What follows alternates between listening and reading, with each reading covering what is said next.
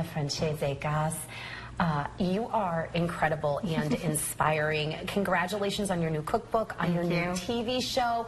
In case you missed the start of our program, remind us about your new cookbook and the TV show. Italian snacking, Italian snacks from every region of Italy, and then my new show, Instant Italian, which will be premiering early next year on A&E and Hulu+. And our friend in the background, and hopefully he'll come join us, is Levi, her dog, who I absolutely love. You know me, people and pets. Now, we have been making Fritto Misto. Yes. So it's sort of like a traditional Christmas Eve Italian dish. A mixed bag of your favorite fish, fried up in a light batter. We did some fried lemon. We did some crackly fried basil. And I also have these delicious cookies for you to bring home, because Italians always make Christmas cookies. These are called strazzate, and they are espresso chocolate nut cookies. I love that. And that recipe is in your latest cookbook as well. Let me see. Strazzate. And it's not a swear, it's a cookie. And that's what it sounds like to me. But I have to dig in. So you could serve this just like this. Yeah. Yeah, I mean, we have the fried lemon, we have the fresh lemon. In Italy, you're always going to want to just put a little lemon on top, just like that. And the three fishes we chose for this today was shrimp, the scallops, and the cod. Those are the most, like, kind of crowd-friendly ones, I would say. Okay, so I'm ready to... Yeah, which one do you want? I want them all. I'm going to go for a little piece of cod. I'm going to go for a shrimp. Okay, here we go. Here's my shrimp. Well, I could just...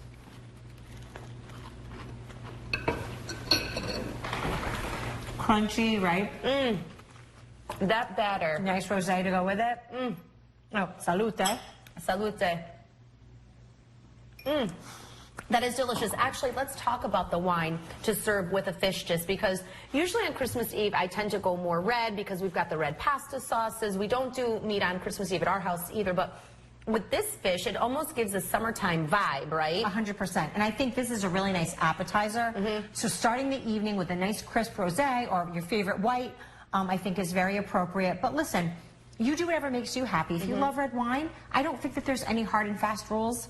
There's no kitchen police. There's no kitchen police. Eat what you like on your Christmas Eve. And in our family, we did used to do the 7 fishes, which, you know, when kids get a little older, there's always like a side of meatballs someplace in the house, right? Or lasagna. Or a lasagna. That seems to be family friendly as well. But, you know, talking about traditions, you and I really grew up sort of, obviously we didn't know each other, but I mean, I think we're all the same, right? My family were immigrants here. My mother, first generation, I'm second generation. My husband is first generation here. And food just brought us all together. How important was food in your bringing up and obviously led you to this career? Yeah, I mean, I think food is really important. I think also just gathering around the table. We have very busy lives run by activities, social media, all the noise. Getting to the table with your family, not just on the holidays, even if it's just once a week. I really believe that that's important. That's the key to a healthy family, healthy relationships. So, yes, food is what brings us here, but I think it's important to come together. And you know, my grandmother and my nana, at least they always taught me that they worked hard, they raised their families, but they always had dinner on the table. I don't know how they did it, and it's inspiring to me when I'm tired at the end of the day. You know, my husband cooks as well, but it's always inspiring to be able to make a meal and sit down at the end of the day. Exactly, and listen, life's a juggle, and you know, 7 nights a week, that's not easy. But if you can just even say, you know what, I'm going to make a commitment in the new year as a, let's say, resolution. My New Year's resolution is once a week we're going to sit down and break bread. Absolutely. And also, let's talk a little bit about your new TV show before we wrap our conversation here today at your beautiful home, by the way. Thank you for sharing. What kind of cooking elements are we going to see? I know we touched on some of the recipes here, but where are you going to get your inspiration for your show? So my show is called Instant Italian because, of course, you're not going to cook in an instant, but cooking is easy. And I will always say that.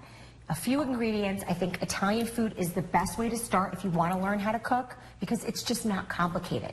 And if once you make a couple things and you get a little confidence, you're just going to keep building on it. So, yeah. Yeah, I love that. And what's one Italian family tradition that you have around the holidays that you and your family are going to be celebrating?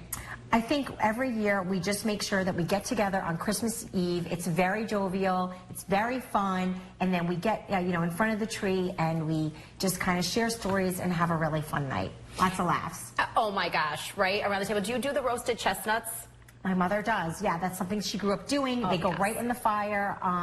It's a really nice thing. It reminds her of her childhood in Italy. So we always, and my grandpa used to do the chestnuts. He was at the head of the table, and he would peel them and dole them out, and we would just be sitting there, you know, trying to get it. But and I know we didn't prepare this, but if you could, do you have a tip? Because I try to make chestnuts, and I always overcook them. Do you have a tip about roasting chestnuts? What I would do is I actually wrap them in tin foil. Okay. Before, you know, then I put them on the fire. And also what my mother does is she pierces a little hole in each one. Or like make an X or a hole, right? On the top of the chestnut, right? See, Italians, we all have the same tricks. Right? So you do that, and so put them in the tin foil, and then we used to wrap them in the mappings or the dish towels afterwards and let them steam up for a little bit, right? Exactly. You just want them to get nice and soft. All right, that's one of our favorite family traditions, and I honestly have had the best time ever here at your home. I'm wishing you lots of luck on your new show. Thank you. On your new cookbook. And thank you for being my friend in this industry. You're the best. Okay, so Buon Natale. Buon anno. Cheers. Thank you for watching our first ever holiday show. It has been an honor these past 4 months, taking a chance and starting a new career on TV and launching this show. I'd like to take a moment to thank all involved, Becky McCabe, Adam Donnelly, Dario Munton, and Jamie Andre for making this show awesome. We have some exciting news planned for the new year too, so I hope you will join us.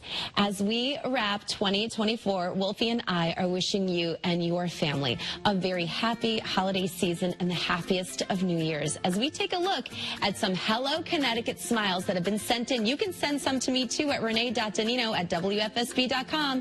Thanks everyone, and happy holidays.